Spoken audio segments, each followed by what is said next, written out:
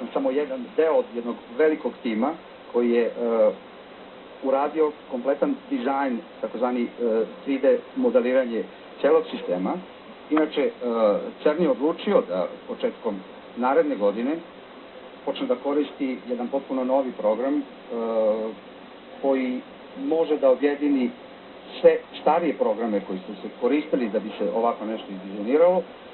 Kao predstavnik naše grupe, eto, hoću da kažem da smo i mi sada sposobni da koristimo takav jedan program, a da bi vam dočarao šta je taj program, sa takvim programom se konstruiše Airbus avioni koji danas lete.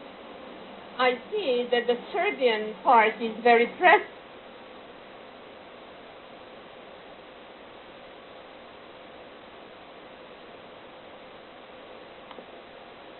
Kao mi u Srbiji, ali ipak postoji. Kako se sastavlja taj detektor i kada treba kontrolisati svaki deo toga procesa? Kako vi znate da nešto nije u redu, jer vam to jave? Evo mi ovde sedimo i imamo jednu malu pauzu. Kako vi znate da nešto nije u redu? Ko vam to javi?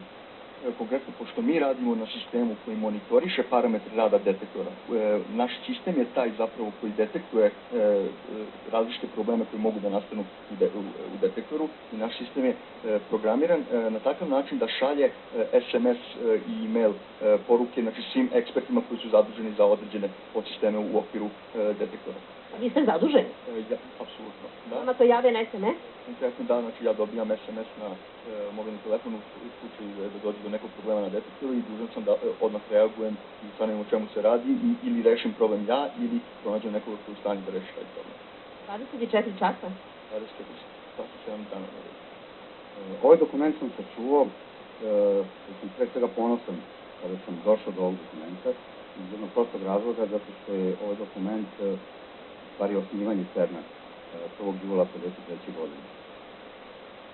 Među mnogih kraljevina tadašnje Evrope nalazi se ime jedne zemlje koja više ne postoji, ali se nalazi potpis na koji sam ja naročito ponosan, a to je potpis Pavla Savića, koji je svojim potpisom tada potvrdio da je ondašnja Jugoslavija bila zemlja osnivač.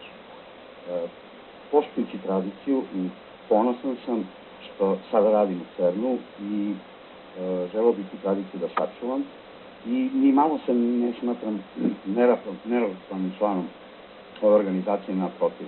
Vrlo sam ponosan što mogu da nasledim rad ovde ne samo Pavla Savića, nego i ostalih ljudi koji su pre mene bili. Jesu mi sada članovi CERN-a? Zvanično ne, kao zemlja osnivač. Mi smo članovi CERN-a kao jedne velike kolaboracije, ali nemamo normalno sva prava kao i ostali. Ali ćemo se vratiti.